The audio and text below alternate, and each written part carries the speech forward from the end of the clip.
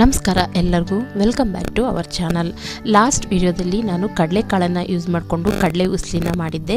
So ಆ ಕಡಲೆಕಾಳನ್ನು ಬೇಯಿಸಿ ತೆಗೆದಿಟ್ಕೊಂಡಿರೋಂತಹ ನೀರಿಂದ ಯಾವ ರೀತಿ ಇವತ್ತು ಒಂದು ಒಳ್ಳೆ ಆರೋಗ್ಯಕರವಾದಂಥ ರಸಮನ್ನ ಮಾಡೋದು ಅಂತೇಳಿ ನೋಡೋಣ.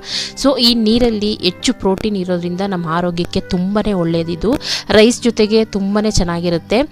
ಹಾಗೆ ಲಾಸ್ಟ್ ವಿಡಿಯೋ ಅಂದರೆ ಕಡಲೆ ಉಸ್ಲಿ ಮಾಡೋವಂಥ ವಿಡಿಯೋನು ಕೂಡ ನಾನು ಐ ಕಾರ್ಡಲ್ಲಿ ನಾನು ಪಿನ್ ಮಾಡಿರ್ತೀನಿ. ಸೊ ನೀವು ಅಲ್ಲೂ ನೋಡ್ಬೋದು, ಮತ್ತು ವಿಡಿಯೋ ಎಂಡ್ ಸ್ಕ್ರೀನಲ್ಲೂ ಕೂಡ ನಾನು ಅದನ್ನು ಪಿನ್ ಮಾಡಿರ್ತೀನಿ. ಸೊ ನೀವು ನೋಡ್ಬೋದು ಇಂಟ್ರೆಸ್ಟ್ ಇರೋರು. ಹಾಗಿದ್ರೆ ಬನ್ನಿ ಇವತ್ತು ಹೆಲ್ದಿಯಾಗಿರುವಂಥ ಕಡಲೆಕಾಳು ಬಸ್ತಿರೋ ನೀರಲ್ಲಿ ರಸಮ್ ಯಾವ ರೀತಿ ಮಾಡೋದು ಅಂತೇಳಿ ನೋಡೋಣ.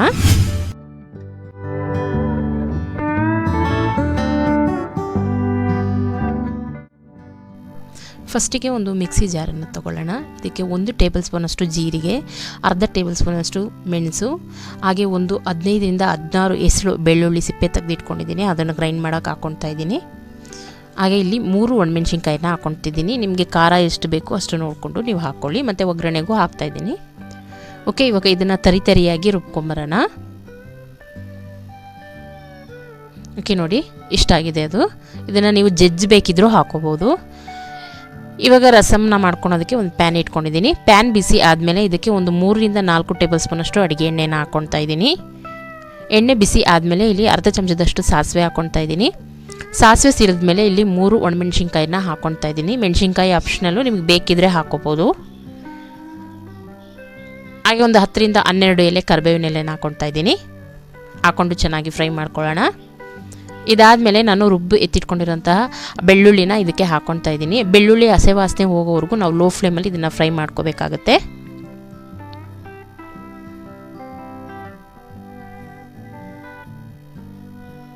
ಓಕೆ, ಇವಾಗ ಇದು ಫ್ರೈ ಆಗಿದೆ. ಈಗ ಇದಕ್ಕೆ ನಾನು ಅರ್ಧ ಚಮಚದಷ್ಟು ಅರಿಶಿನ ಪುಡಿಯನ್ನು ಹಾಕ್ತಾಯಿದ್ದೀನಿ. ಅರಿಶಿನ ಪುಡಿನೂ ಹಾಕ್ಕೊಂಡು ಲೋ ಫ್ಲೇಮಲ್ಲೇ ಇದನ್ನು ಫ್ರೈ ಮಾಡ್ಕೊಳ್ಳೋಣ, ಅರಿಶಿನ ಪುಡಿಯಲ್ಲಿರೋಂಥ ಹಸೆ ವಾಸನೆ ಹೋಗೋವರೆಗೂ. ಅದಾದಮೇಲೆ ಇಲ್ಲಿ 1 ಮೀಡಿಯಮ್ ಸೈಜ್ ಟೊಮೊಟೊನ ಈ ಥರ ಚಿಕ್ಕದಾಗಿ ಕಟ್ ಮಾಡಿ ಇಟ್ಕೊಂಡಿದ್ದೀನಿ, ಅದನ್ನು ಫ್ರೈ ಮಾಡ್ಕೊಳ್ಳೋಣ. ಟೊಮೊಟೊ ಎಲ್ಲ ಚೆನ್ನಾಗಿ ಸ್ಮ್ಯಾಶ್ ಆಗಬೇಕು. ಟೊಮೊಟೊನ ನೀವು ಹಚ್ಚಿ ಹಾಕೋಕ್ಕೆ ಇಷ್ಟ ಇಲ್ಲದೆ ಇರೋರು ನೀವು ಗ್ರೈಂಡ್ ಮಾಡಿ ಕೂಡ ಹಾಕೋಬೋದು. ಯಾಕೆ ಒಂದು 2 ನಿಮಿಷ ಬಿಟ್ಬಿಡೋಣ, ಟೊಮೊಟೊ ಎಲ್ಲ ಚೆನ್ನಾಗಿ ಫ್ರೈ ಆಗುತ್ತೆ.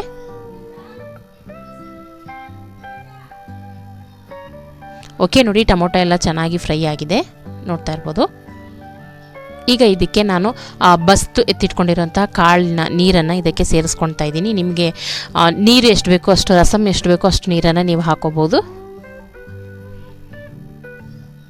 ಈಗ 1 ನಿಂಬೆಹಣ್ಣು ಗಾತ್ರದ ಹುಣಸೆಹಣ್ಣ ನೆನೆಸಿ ಅದರ ನೀರು ತಗೊಂಡಿದ್ದೀನಿ, ಅದನ್ನು ಹಾಕ್ಕೊಳ್ತಾ ಇದ್ದೀನಿ. ಹಾಕ್ಕೊಂಡು ಒಂದು ಸತಿ ಚೆನ್ನಾಗಿ ಮಿಕ್ಸ್ ಮಾಡ್ಕೊಳ್ಳೋಣ.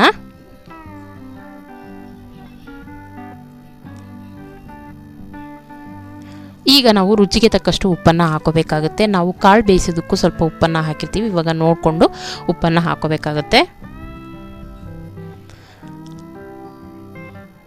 ಹಾಕಿ ಮಿಕ್ಸ್ ಮಾಡ್ಕೊಳ್ಳೋಣ. ಇದು ತುಂಬ ಕುದಿಬೇಕು ಅನ್ನೋದೇನಿಲ್ಲ, ಲೈಟಾಗಿ ನೊರೆ ಥರ ಬಂದರೆ ಸಾಕು. ಇದು ನೋಡಿ, ಇಷ್ಟು ಬಂದರೆ ಸಾಕು, ರೆಡಿಯಾಗಿದೆ. ಇವಾಗ ಕೊತ್ತಂಬರಿ ಸೊಪ್ಪು ಹಾಕ್ಕೊಂಡು ಗ್ಯಾಸ್ ಫ್ಲೇಮನ್ನು ಆಫ್ ಮಾಡಿ ಸರ್ವ್ ಮಾಡ್ಕೊಳ್ಳೋಣ. ಇಲ್ಲಿ ಕೊತ್ತಂಬರಿ ಸೊಪ್ಪು ಹಾಕಿರೋಂಥ ವೀಡಿಯೋ ಸ್ಕಿಪ್ ಆಗಿದೆ. ಸೊ ಕೊತ್ತಂಬರಿ ಸೊಪ್ಪನ್ನು ಹಾಕ್ಕೊಂಡು ಗ್ಯಾಸ್ ಫ್ಲೇಮನ್ನು ಆಫ್ ಮಾಡಿ ಸರ್ವ್ ಮಾಡಿ. ಓಕೆ ಫ್ರೆಂಡ್ಸ್, ನೋಡಿದ್ರಲ್ಲ ಎಷ್ಟು ಈಸಿಯಾಗಿ ಮತ್ತು ಟೇಸ್ಟಿಯಾಗಿ ಮತ್ತು ಹೆಲ್ದಿ ಕೂಡ ಇದು ಈ ರಸಮ್ನ ಯಾವ ರೀತಿ ಮಾಡೋದು ಅಂತೇಳಿ. ಇದರ ಕಾಳು ರೆಸಿಪಿನ ನಾನು ಹೈ ಕಾರ್ಡಲ್ಲಿ ಮತ್ತೊಮ್ಮೆ ಹೇಳ್ತಾ ಇದ್ದೀನಿ, ಪಿನ್ ಮಾಡಿರ್ತೀನಿ.